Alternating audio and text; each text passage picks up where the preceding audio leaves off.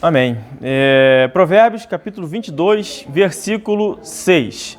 Diz assim a palavra de Deus: educa a criança no caminho em que deve andar, e até quando envelhecer, não se desviará dele. Amém? Que o Senhor abençoe a leitura desta palavra.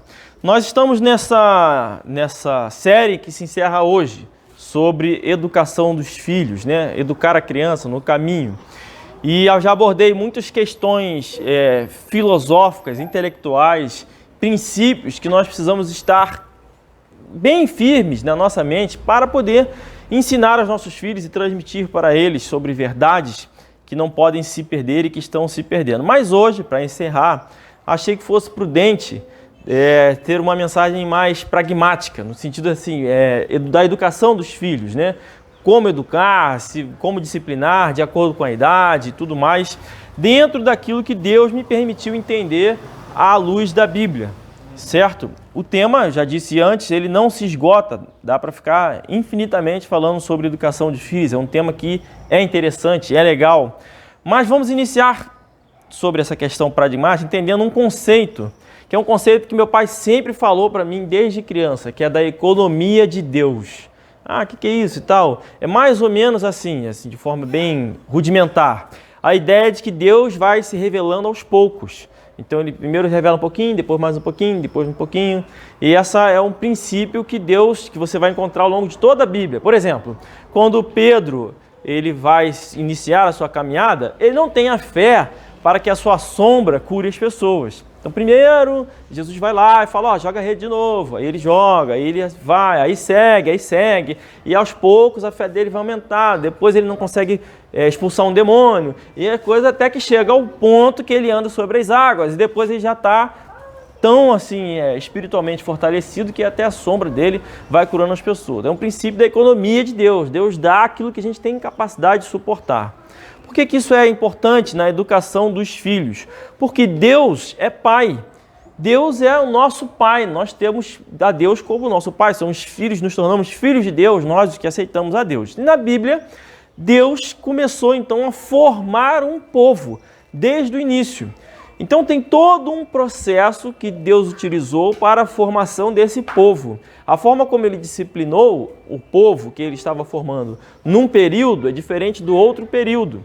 E isso nos ensina que nós temos uma época de disciplinar de uma forma, outra época de outra forma, e a gente vai tentar explorar isso na medida do possível para ilustrar a relação com os nossos filhos, nós como pais e os nossos filhos como sendo filhos, lógico. Então, beleza. No Jardim do Éden, Deus criou lá o jardim perfeito, botou lá Adão. Até então, Deus colocou lá a ordem, falou, Adão, vai lá, dá os nomes dos bichos e tal, enfim. Mas não tinha nenhuma proibição ainda, certo? Depois veio a mulher, Deus falou, não pode comer do fruto. Quanto tempo demorou até vir a proibição? Não sei. Pode ter sido 0 segundos, ou assim, 1 milímetro de segundos, não sei como é que se fala, ou 2 anos, eu não sei, eu acredito que tenha sido bem rápido. Mas houve um pequeno intervalo onde não tinha essa regra. Primeiro Adão veio ao mundo. Beleza. O que isso representa? Representa mais ou menos a relação nossa com os nossos filhos. Com os nossos filhos, quando eles nascem e são bebês, eles não têm regra nenhuma.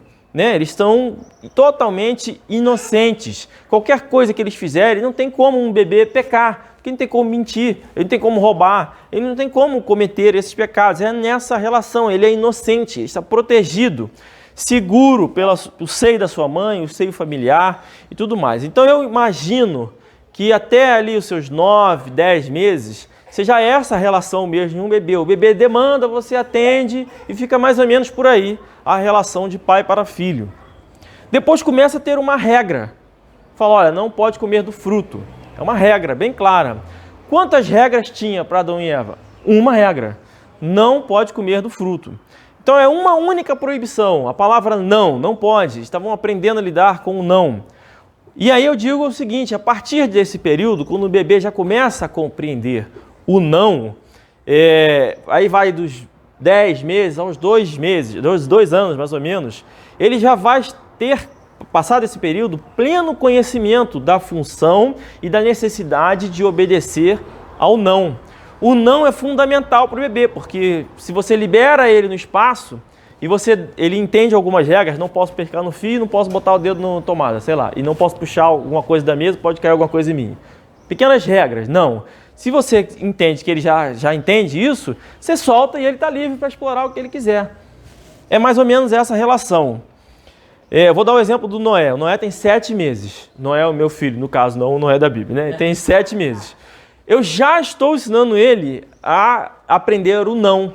E ele já compreende com 7 meses. A única coisa que eu quero que ele entenda, não, só isso. Uma única regra. Mas assim, não é fácil, dá trabalho. Então, por exemplo, eu comecei esses dias, tinha uma bolinha pequena que estava no quarto, eu não queria que ele pegasse e botasse na boca, podia engolir. Mas ele cismou com a bolinha. Então ele ia para a bolinha e o que eu dizia? Não. Eu não batia, eu não fazia nada, só não. Tirava ele da direção da bolinha e chegava para trás. E aí o que ele fazia, sendo um bebê como ele é? Ia de novo na bolinha. Aí eu pegava ele firme, não. Então, foram mais de 40 vezes. Isso, 40 vezes. Mas eu pergunto, quem tem mais paciência, eu ou ele? Eu, né? Ele é determinado, ele sai. Uma hora eu sei que ele vai desistir. E ele vai fazer o que você espera que um bebê faça quando você nega alguma coisa. Vai chorar, vai sentar, vai chorar, vai fazer pirraça. Beleza, já entendeu? Não. E aí eu fiquei orgulhoso disso, porque chegou um ponto que eu falei, não, e ele chorou. Eu falei, opa, passou um tempo, eu fiz de novo. Aí eu não contei a segunda vez, mas fiz de novo e ele entendeu de novo. E eu fiquei tão orgulhoso que eu fui mostrar para cá. Falei, Carlos, ó, ele já tem 7 meses, ele já está entendendo não aqui. Ah, tá nada, não sei o quê. Aí foi pegar o fio. Foi pegar o fio, falei, não. Aí puxei ele foi de novo. Não. Aí ela começou a falar, tá vendo, não sei o quê. Mas dessa vez foram 12 vezes. E ele já parou. Maravilha, já diminuiu. Hoje de manhã, antes dessa mensagem, estávamos lá embaixo, tomando café. E aí ele foi fazer alguma coisa, pegar um sapato. E eu falei, quando ele foi, eu falei, não. E puxei ele. Não, puxei ele. Não, puxei ele. Não, parou. 4 vezes. E já está aprendendo. Eu creio que quando ele chegar aos 2 anos, ele já vai estar ouvindo o não e fazendo a sua pirraça lá, porque ele entendeu que não pode. É esse o meu objetivo com um bebê até os 2 anos, compreender o não. O que acontece se você não faz isso com esse bebê? Ele vai chegar aos 3, aos 4 e você ainda brigando com ele, porque você não teve a paciência de fazer isso no tempo certo, que é quando ele é um bebê. E aí fica mais difícil. Muito bem. A partir daí, eles desobedeceram. Adão e Eva desobedeceram. Depois de Adão e Eva, Caim matou o seu irmão. Coisas graves, né? Um negócio assim pesado. Qual foi a punição que Deus deu para eles? Deus os expulsou. Deus os colocou de castigo. Falou, ó, fora do Jardim do Éden. Para Caim, ele falou, vai ficar errante no mundo, tá? Expulso dessa região aqui e vai andar por aí. Em outros casos, no futuro, mais à frente na Bíblia, você vai ver que Deus não tem a mesma paciência. Um mesmo pecado seria pena de morte. Acabou. Deus abriu lá a terra, engoliu pessoas, fez de tudo. Por quê? Porque existem momentos de usar certas disciplinas. Naquele momento ainda não tinha um povo em formação. Deus teve uma certa dureza, mas não tanta dureza. Então, a partir disso, esse momento dos 9, 10 meses até os 2 anos é o momento do castigo, de você tirar o brinquedo da mão, não pode, tal, deixar chorar, tirar da brincadeira. É assim que você vai educando esta criança de 2 anos. Passou dessa fase, aí já muda o período. Por que eu tracei a data de 2 anos? 2 anos já dá para a criança avançar para o período. Porque lá Samuel, ele esteve na proteção de sua mãe até completar 2 anos, até desmamar. E você desmama mais ou menos nessa fase de 2 anos e meio, em condições normais. Acredito que no caso dele, Ana, talvez sabendo que ia entregar, deu o máximo de mamar que podia para ele, para ficar um pouquinho mais com o filho, não sei. Mas lá em 1 Samuel 1, 24, diz o seguinte, e havendo-o desmamado, tomou-o consigo com 3 bezerros, 1 efa de farinha e 1 odre de vinho, e levou-o à casa do Senhor em Siló.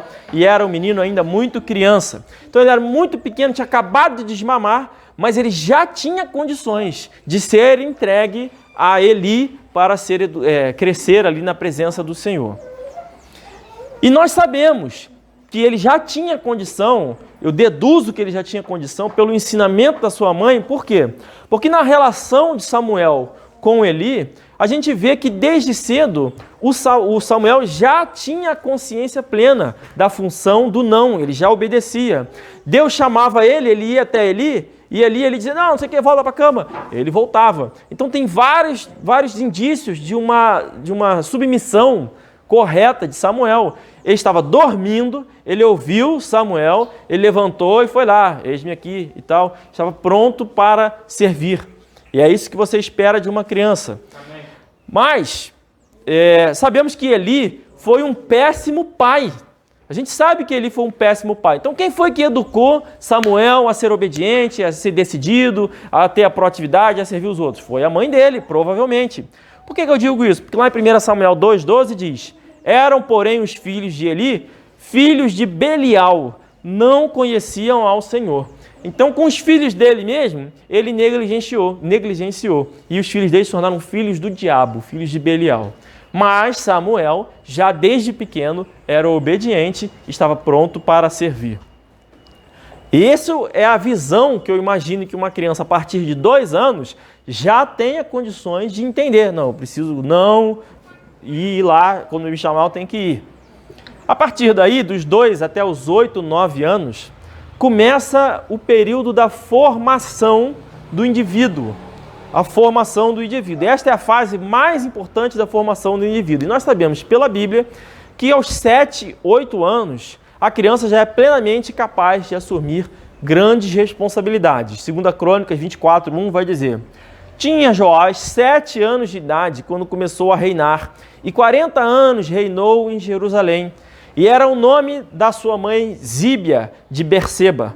E também em 2 Crônicas 34:1 vai dizer, tinha Josias 8 anos quando começou a reinar, e 31 anos reinou em Jerusalém. Então nós estamos falando de bons reis que reinaram por um longo período e que começaram desde cedo, 7 e 8 anos. Então com 7 e 8 anos, uma criança tem plena condição de assumir responsabilidade, de ter funções.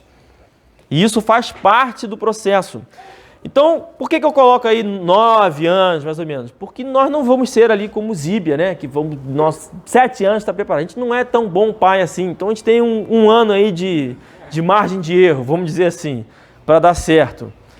Mas eu entendo que tem plena condição. Por exemplo, meu filho Samuel, meu filho Samuel. Nós viajamos, estávamos no Hotel Fazenda. Então, era um local relativamente seguro.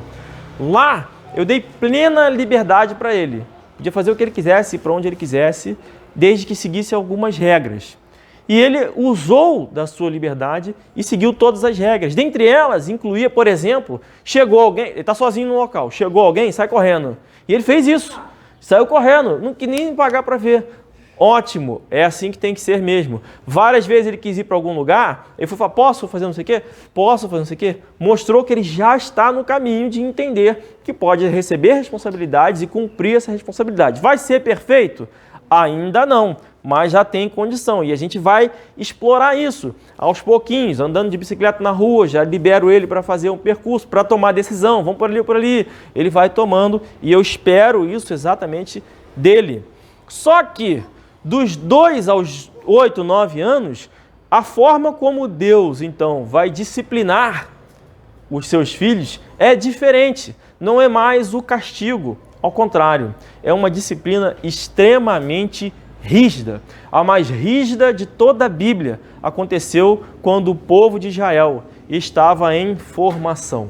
E essa fase, dos 2 aos 9 anos, é a fase da formação do indivíduo. É ali que diz que você precisa usar a vara para educar os seus filhos, que você precisa expulsar a estultice da mente das crianças. O povo de Deus, e como é que começa isso?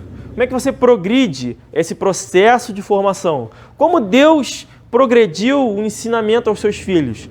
Primeiro, um conjunto de regras claros, precisos e simples. Ele deu, lá em Êxodo 20, os 10 mandamentos.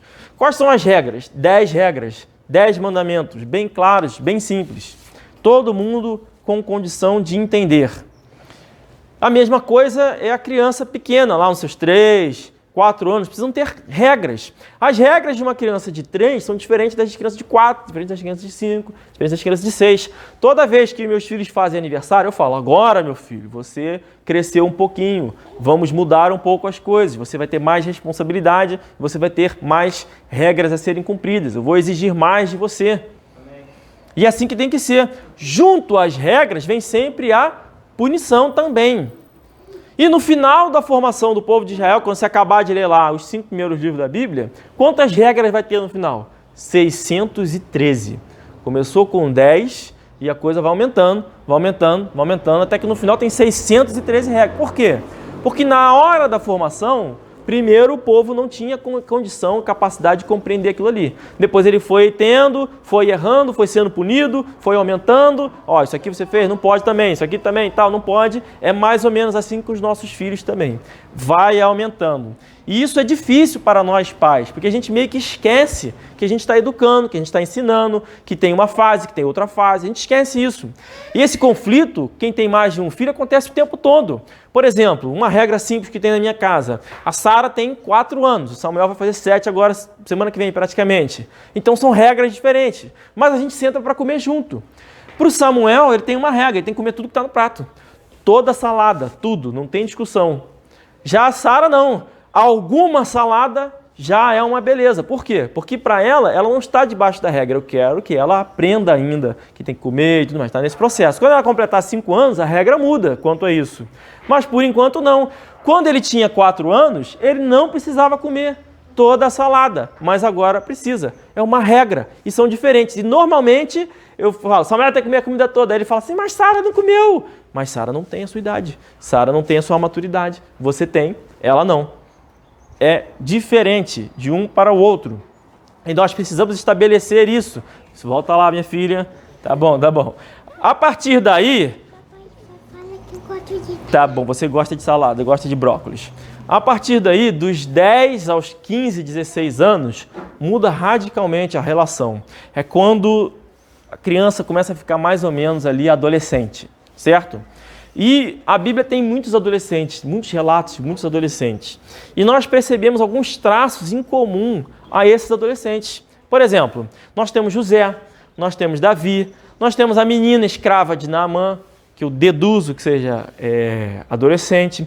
E todos eles estavam plenamente conscientes da sua função, do seu temor do Senhor. Eles tinham responsabilidades, eles trabalhavam, eles ajudavam, eles já executavam funções e obrigações. E na Bíblia, a criança começa a executar funções e obrigações quando passa dessa fase ali dos 7, 8, 9 anos. Essa é a fase da exploração, de arriscar, de cometer erros e de servir, fundamental, servir um ao outro. Foi a fidelidade de José, no Egito, que fez com que ele se dedicasse sempre a ajudar ao outro, ao invés de colocar a si mesmo em primeiro lugar. E isso trouxe para ele muitos problemas, mas fez com que ele fosse bem-sucedido em tudo o que ele fizesse. Porque ele se preocupava mais em abençoar o outro do que em ser abençoado. E ele foi bem-sucedido em tudo que ele fez. Os adolescentes de hoje querem o quê? Eles querem ser o centro das atenções, estão cada vez mais deprimidos. José estava preocupado em ser útil para a sua família. E José estava preocupado em ser útil ao governador que o comprou como escravo. José estava preocupado em ser útil ao faraó e a todo o povo do Egito. E ele fez todos eles prosperarem. Ele trouxe vida, ele trouxe proteção para todos eles em primeiro lugar. E ele pagou um alto preço por isso. E só depois nós podemos dizer que ele venceu na vida, né? Que ele recebeu de volta seus parentes, trouxe abrigo para eles. Até então ele estava lá, perdido no Egito, vivendo longe da sua família. A menina escrava de Naamã, era uma escrava excelente. Quando Naamã ficou doente, ela não poderia dizer, bem feito, quem mandou me tirar de lá? Agora vai pagar e tal, que morra logo e tal. Não, ela foi lá e disse o quê? Lá na minha terra, se esse senhor aí for lá, tem um homem que pode curá-lo. Ela conhecia o poder de Deus, era temente ao Senhor, era uma serva fiel e ofereceu a salvação ao homem que a levou como escrava. Uma serva excelente. Davi era adolescente, já apacentava ovelhas de seu pai, já trabalhava, ainda levava quentinha para os irmãos na guerra. Ele tinha várias responsabilidades. Extremamente útil e fiel para com a sua família, alguém de confiança, alguém que seus pais podiam dar funções. Olha, vai lá e leva a quentinha dos seus irmãos. Ele tinha certeza que a quentinha ia chegar lá nos irmãos dele, eles iam comer, não iam ficar com fome. Ele não ia se preocupar, mas se tiver um negócio no caminho, vai se distrair, vai encontrar um amigo. Não, ele ia direto, levava. E nós sabemos que de fato ele foi. E ao obedecer ao pai, ainda deu a ele a oportunidade de ser útil ao Senhor também. Depois ele acabou matando Golias. E os adolescentes de hoje? Os adolescentes de hoje esperam seus pais cortarem seus bifes. Isso é uma vergonha. Você imagina Davi lá, pai, corta meu bife. Pô, cara, você acabou de lutar com o leão, cara, vai cortar seu bife. É surreal o que está acontecendo hoje. Mas a adolescente que eu gostaria de chamar a atenção foi Rod. Está lá em Atos 12. Vou ler lá a história dela. Muito interessante, uma história que eu estou lendo no livro de Atos agora e me chamou a atenção. Eu passei por aqui várias vezes e nunca me atentei. Mas eu vou ler agora Atos 12, versículo 13. Diz assim: E batendo Pedro à porta do pátio, uma menina chamada Rod saiu a escutar. Conhecendo a voz de Pedro, de gozo não abriu a porta, mas, correndo para dentro, anunciou que Pedro estava à porta. E disseram-lhe: Estás fora de ti. Mas ela afirmava que assim era, e diziam: É o seu anjo. Mas Pedro perseverava em bater. E quando o abriram, viram-no e se espantaram. Muito interessante a história dessa menina. Acabou a história dela. Tudo que a gente sabe sobre ela está aqui. Só esse pedaço. Eu deduzo que ela seja uma adolescente, porque ela estava plenamente dedicada no serviço ao Senhor, plenamente envolvida. Ela já estava no templo, ela tinha responsabilidades, ela foi lá ver a porta e foi sábia, teve a sabedoria de não abrir a porta de cara. Por que eu digo que ela foi sábia? Pensa bem, a igreja estava orando: Deus, liberta Pedro, não sei o quê, Pedro está preso, vamos lá. Aí Pedro chega na porta. Normal você fazer o quê? Abre a porta e tal. Mas ela foi sábia. Por quê? Porque Pedro saiu da prisão. Ela não sabe se Pedro fugiu, se tem gente atrás dele. Ela não sabe. Então ela foi lá chamar o povo. Ó, Pedro está na porta. Vão abrir, não vão abrir? Chamou o responsável, seja lá quem for, responsável pela região, que foi lá e abriu a porta. Um adolescente precisa ter discernimento. Precisa saber que você tem que tomar cuidado com quem você abre a sua porta. São coisas importantes. Vamos supor, você tem 10 anos, 11 anos. Chega lá um parente de longe, ou um vizinho que você conhece, você está sozinho em casa. Você vai abrir a porta para ele? Claro que não. Não vai abrir. Ah, mas ele trouxe... Não vai abrir. Porque você não sabe, às vezes pode não ser nada. Mas pelo menos, o que você faz? Corre para falar, ó, está aqui na porta. Ah, meu pai não está em casa. Liga para ele. Ó, fulano está aqui na porta, você deixou ele vir? Que história é essa? Aí o pai fala: não, pode abrir. Aí você abre a porta. Tudo isso é importante, não é à toa que as coisas estão na Bíblia. Nós precisamos ter o discernimento de saber diferenciar, ter responsabilidade. Certas decisões, alguém de a nossa autoridade precisa tomar por nós, então você leva para lá. Uma vez estabelecido, e um adolescente precisa ter isso, responsabilidade, precisa ter funções e precisa estar na igreja em todo culto. Servir ao Senhor já precisa ser prioridade. Uma vez estabelecido o reino de Israel, vemos que Deus trata a alguns com muita firmeza. Então o reino já está estabelecido, já está formado, já criou o povo de Deus. Como que Deus vai tratar com esses filhos? Alguns com muita firmeza, outros nem tanto. O que muda? Tem cabimento, por exemplo, eu com um filho de 15 anos, 16 anos, pegar lá o chinelo, a correia e ficar batendo nele? Faz muito sentido isso? Grande, velho. Por que é meio estranho? Mas isso depende. Depende de quê? Depende do filho. Se o filho é um filho temente ao Senhor, confiável, é responsável, alguém que você sabe que te obedece, às vezes você só fala. Você vai fazer igual Deus falou para Nínive. Ó, vou te destruir, hein? Aí o pessoal, não, não quero ser destruído, não. Já sabe que ele vai corrigir. Outras vezes não. Se o filho for irresponsável, desobediente, um filho problemático, você vai precisar ser duro. Por que você precisa ser duro? Porque ele ainda age como criança. E se você não fizer nada, Ele vai ficar morando na sua casa, fazendo birra como criança, e depois, quando chegar a hora de ele assumir o seu ministério, ir para o mundo, ele vai ser um filho que dá desgosto, vai ser como os fariseus que rejeitaram a Jesus. E você não quer filhos que lhe deem desgostos. Então, beleza. Como é que você faz com esses filhos aí, adolescentes mais velhos? Disciplina? Bate, não bate? Aí depende de cada um. Se você puder só falar e ele obedecer, amém. Se não, vai ter que bater. A partir daí, começa a preparação, então.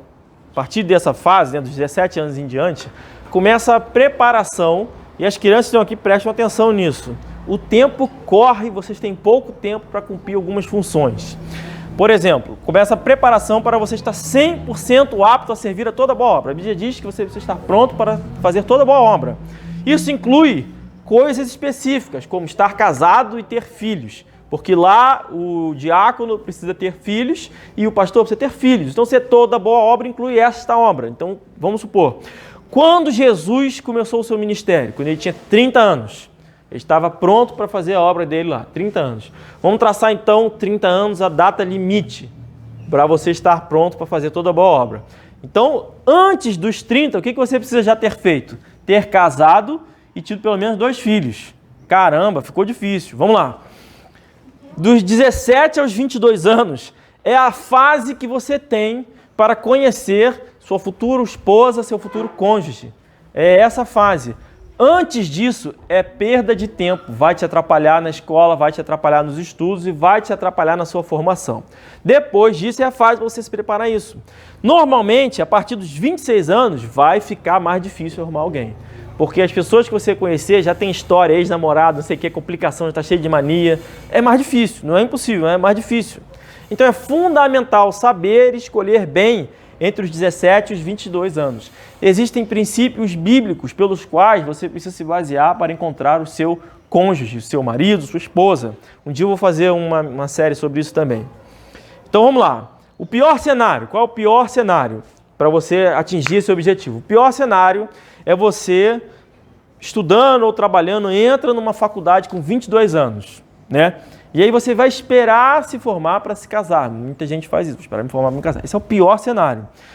Então você tem dos 22 aos 27 anos para se formar. Se for medicina, aí já são 8, 9 anos que tem mais residência. Então tem que entrar cedo. Como é que você faz para entrar cedo na faculdade? Estuda enquanto é tempo. Então quando você tem 14, 15, 16 anos, estuda para valer. Quando você chegar lá, você vai passar na prova. Simples assim. Eu tenho algumas amigas que fizeram faculdade comigo de Direito, que elas estudavam loucamente durante a faculdade, desde o primeiro período. O que aconteceu com elas? Elas se formaram e passaram em concursos desejados, porque elas estudaram no tempo certo de estudar. É difícil você, formado com a pressão de arrumar emprego, ter que ficar estudando para passar naquele concurso. Durante, você tem toda a faculdade para se preparar. Então existe um momento certo de você se dedicar, estudar e preparar para passar no vestibular. Mas esse é o pior cenário, você entrou com 22 anos. E aí você tem até 27 anos para você se formar e casar pelo menos, senão vai ficar tarde. Por quê? Porque aí com 28 nasce o primeiro filho. E aí nasceu com 28, com 29 engravida. Pronto, beleza, já tem 2 filhos ali mais ou menos quando chegar aos 30.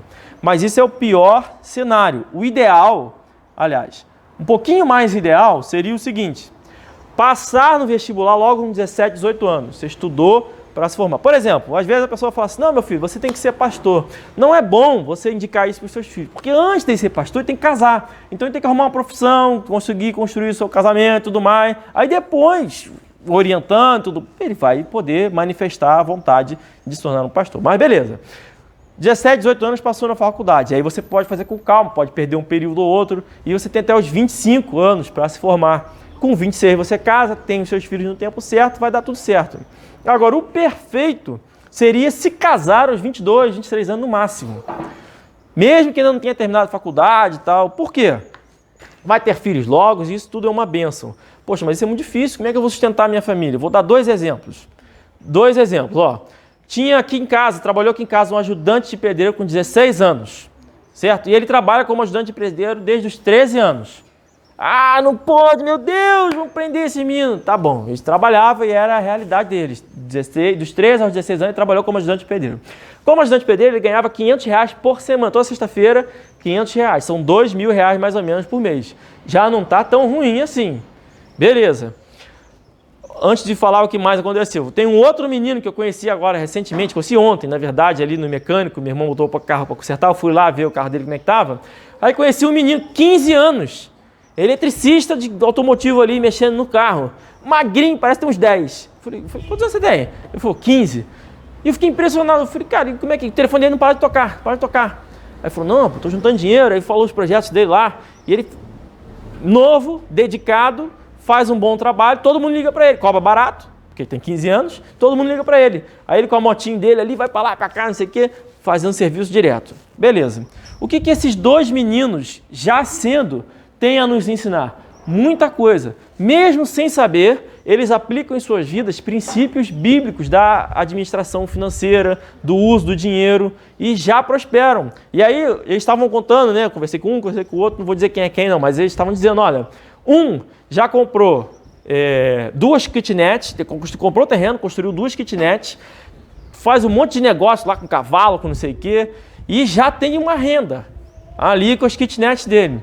E ele me disse, falou, ó, eu vou casar ano que vem, então vai fazer 17 anos, vou casar ano que vem, eu já vou ter aí uma renda de mais ou menos R$4.000, fora o trabalho dele. Olha como é que um menino de visão, por que isso é possível? Porque ele não paga conta de luz, ele não paga conta de nada, ele mora na casa dos pais, ele não tem mulher para ficar brigando com ele lá o dia inteiro e distrair a mente dele, ele não tem nada, ele só trabalha e usa bem o dinheiro. Ele poderia usar mal o dinheiro, gastar com besteira, com iPhone e não ia conseguir realizar esse projeto. Mas ele já novo, já trabalha e já faz bom uso do dinheiro. O menino de 15 anos, agora já falei quem é, mas enfim, o menino de 15 anos também já comprou um pequeno terreno lá, que aí está fazendo tipo um sítio, aí cria galinha, cachorro, aí negocia as galinhas, não sei o quê, e já ganha, ele falou, não, já ganhei mais uns R$1.000 ali, já me dá uma segurança, aí eu posso fazer os serviços. Olha que doideira, 15 anos, já planeja a segurança financeira dele, já faz tudo isso. E esses meninos vão ou não vão poder casar com 22, 23 anos? Claro que vão. Vão cuidar dos seus filhos, vão educar os seus filhos, vão ser uma bênção. Aí depois, eles podem vir a ser pastores ou qualquer outra coisa. Eles seguem princípios bíblicos. E esse ano ainda eu pretendo fazer uma série sobre o uso do dinheiro, como é que você junta dinheiro e tal, de acordo com a Bíblia, para você não...